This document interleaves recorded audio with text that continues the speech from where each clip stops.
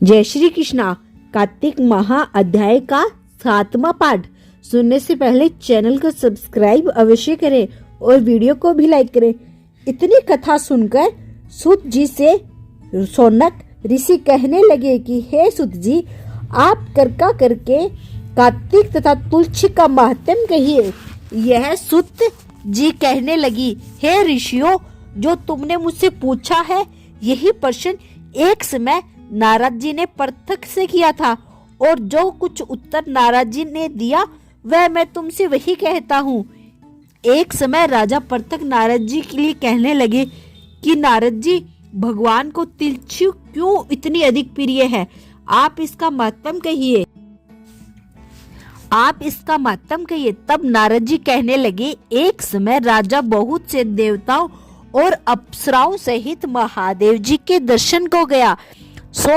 जब कैलाश पहुंचे तब एक बड़े भारी आकार वाले भयंकर नेत्रों वाले पुरुष को देखकर इंद्र ने पूछा कि तू कौन है और शिव कहाँ है। जब कई बार प्रश्न पूछने पर भी इसका उत्तर नहीं दिया, शिव कहाँ है, तो इंद्र क्रोध में आकर अपना वज्र उसके कंठ पर मारा, जिससे उसका कंठ लील हो गया, परंतु इंद्र वज्र भी भस्म हो गया।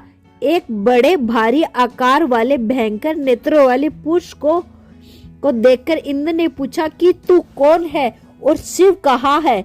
जब कई बार पूछने पर भी उसका उत्तर नहीं मिला, तो इंद्र को क्रोध में आकर अपना वज्र उसके कंठ पे मारा, जिससे उसका कंठ नीला हो गया, परंतु इंद्र का वज्र भी भस्म हो गया। फिर उसकी आंखों में ऐसी प्रचंड अग्नि निकली मानो इंद्र सहित सारे संसार को भस्म कर देगी। ऐसी स्थिति देखकर बृहस्पति जी हाथ जोड़कर और इंद्र को दंडा आकार झुकाकर शिव की स्तुति करने लगे कि हे देवादि त्रिपुरासुर तथा एकासुर का नाश करने वाले, यज्ञ को फल देने वाले त्रिपुरारी, आपको नमस्कार है। ब्राह्मणों की रक्षा, आपको नमस्कार। नारद कहने लगे, हे राजा पृथक, इस प्रकार स्तुति करने पर महादेव जी ने त्रिलोकों को दुर्गंध कर देने वाले अग्नि को शांत कर दिया और कहने लगे कि हे देवताओं, वर मांगो। मैं आपको स्तुति सुनकर अति प्रसन्न हुआ। हमने इंद्र को जीवन दान दिया, और हे बृहस्पति, आज से तुम्हारा नाम जीव होगा। बृहस्पति जी का कहने लगे कि यदि आप पसंद हो तो इंद्र की रक्षा कीजिए और संसार का दाह करने सकने वाली अग्नि जो आपके नेत्र से उत्पन्न हुई है उसका शांत करिए।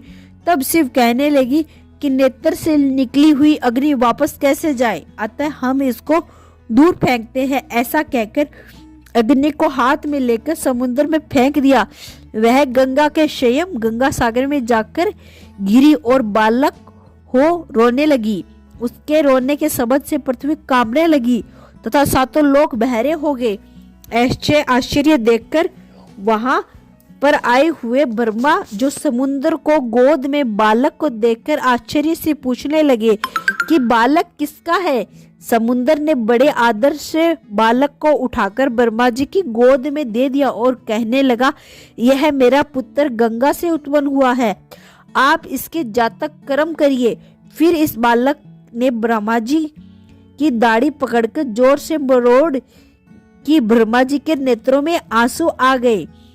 किसी प्रकार दाढ़ी छुड़ी तो ब्रह्मा जी ने कहा, हमारी आंखों से जलन निकलना है। इस बालक का नाम जलाधर होगा, परंतु यह शिव के अतिरिक्त किसी के हाथ से नहीं मरेगा, क्योंकि यह शिव के अंश से ही उत्पन्न हुआ है। यह अभी युवा हो जाएगा। तब ब्रह्मा जी शुक्राचार्य को बुलाकर इसका राज्य अभिषेक करके अंतर्ध्यान हो गए। तब समुद्र ने काल नेमी की कन्या वरदा के साथ उसका विवाह कर दिया, जो पतिव्रता में सबसे प्रथम और अति सुंदर थी। परम सुंदरी वरदा के साथ विवाह कर जालेंद्र अति प्रसन्नता से दिन बिताने लगा। जब जालेंद्र घर में आता तो वरदा अपने हाथ से पंखा जलाती। वह अपने पति नारायण समझकर उसकी सेवा करती थी। इतना कहकर नारद जी बोले, हे राजा पृथक, देवताओं से डर कर जो सब दैत्य पताल में भाग गए। वे जालंधर का भय पाकर फिर पृथ्वी पर आकर घूमने लगे। इसी समय जालंधर ने कटे सर राहु को देखा। उसने शुक्राचार्य से इसका कारण पूछा। तब शुक्राचार्य ने समुद्र मंथन और देवताओं द्वारा रत्नों का हरण की कथा सुनाई।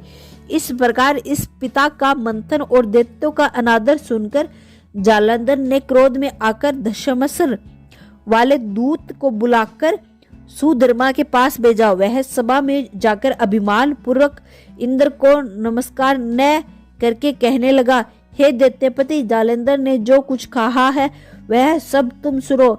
हमारे पिता का मंथन करके तुमने रतन लिए हैं, उन पर तुम्हारा कोई अधिकार नहीं है, अतः वे रतन हमको वापस दे दो। भस्मासुर के ऐसे वचन सुनकर इंद्र भय और विस्मय से कहने लगा कि समुद्र सदैव हमारे शत्रु दानों को रक्षा करता है, अतः हमने उसका भयानक रतन लिया है, इसीलिए उन दैत्यों का कोई अधिकार नहीं है। दूत ने यह सब समाचार जालंधर से जाकर कहा। वह अत्यधिक क्रोधित हुआ और देवताओं को जीत का उपाय सोचने लगा। उसने सब दिशाओं तथा पताल अपने दूत भेजकर सब दैत्यों को बुलाया और शुभम और निशुभम को अपना सेनापति बनाकर सरग के नंदन एवं भी जाकर इंद्र को अमरवती पुरी को घेर लिया।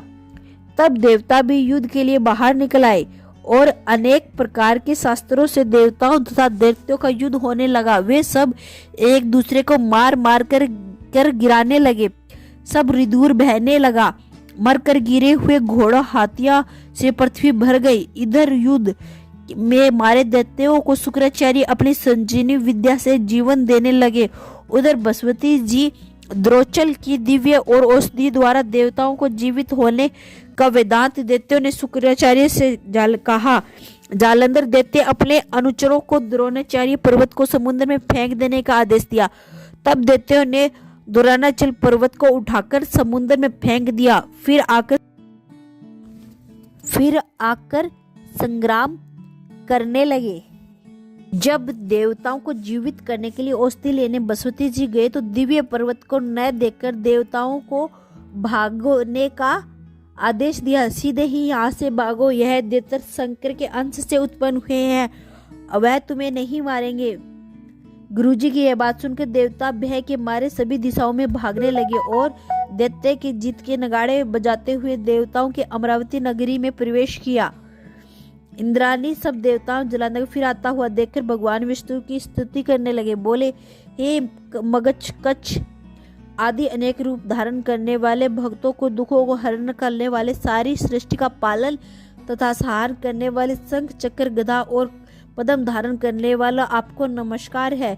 भगवान विष्णु देवताओं की स्तुति सुनकर उनको दुखी जानकर सीता से उड़कर गरुड़ पर सवार होकर जाने लगे। तो लक्ष्मी जी ने पूछा, भगवान आप कहाँ जा रहे हो? तब उनका उत्तर दिया, तुम्हारा भाई जालंधर पीढ़ी देवताओं की सहायता से निर्मित जा रहा हूँ। तब लक्ष्मी जी ने कहने लगी, हे भगवान, मैं आपकी परम प्रिय हूँ, तब आप मेरे भाई को कैसे मारेंगे? तब भगवान ने कहा, शंकर से उत्पन्न हुआ और ब्रह्मा जी के वचन से हम जालंधर को कदापि नहीं मार पाएंगे। ऐसा कहकर खड़क लेकर जालंधर के साथ युद्ध करने के लिए चल दिए। जिस समय भगवान युद्ध करने लग गए तो बहुत से दैत्य गरुड़ के पंखों के वेग से ही मारे गए। पवन ने पीड़ित दैत्यों को देखकर जालंधर के अत्यधिक क्रोध आया और वह भी विष्णु के सम्मुख युद्ध को आया।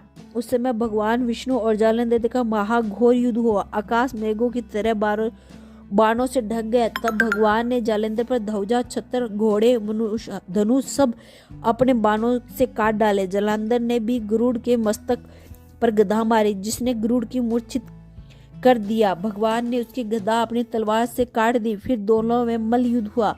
जालंधर की भगवान की छाती पे मुक्का मारा। उस समय भगवान और जालंधर इस घोर युद्ध देखकर सारा संसार भयभीत हो गया। तब भगवान विष्णु ने कहा, हे दैत्यराज, तुम्हारा और हमारा युद्ध ठीक नहीं है, क्योंकि तुम लक्ष्मी के भाई हो। तब जालंधर ने कहा, यदि आप पसंद हो तो मुझे यही वरदान दे कि लक्ष्मी जी तथा अपने गणों सहित आप मेरे घर में वास करो। ऐसा ही होगा। तथास्तु कहकर भगवान लक्ष्मी सहित जालंधर नगर में चले गए। तब जालंधर देवताओं के साथ सब देवताओं को नियुक्त करके जालंधर नगर में निवास करने लगा और देव गर्वंदर किन्नर यश आदि के पास जो भी रत्न थे वे सब अपने अधिकारों में करके निशुभ को शासन करने के लिए पाताल में भेज दिया। वहां उसने नागों को वश में कर लिया। इस प्रकार जालंधर देव गर्वंदर किन्नर यश और मनुष्य सब की प्रजा बनाकर पुत्र समान तथा धर्म नीति से उनका पालन करते हुए त्रिलोक का राज्य भोगने लगा। नारद जी बोले, हे राजा पर्तक, एक समय भगवान के दर्शन करना तथा जालंधर की राज्य लक्ष्मी जी को देखने के लिए हम यहाँ गए। जय श्री कृष्णा। अगर वीडियो पसंद आई हो तो चैनल को सब्सक्राइब एंड वीडियो को लाइक अवश्य करें।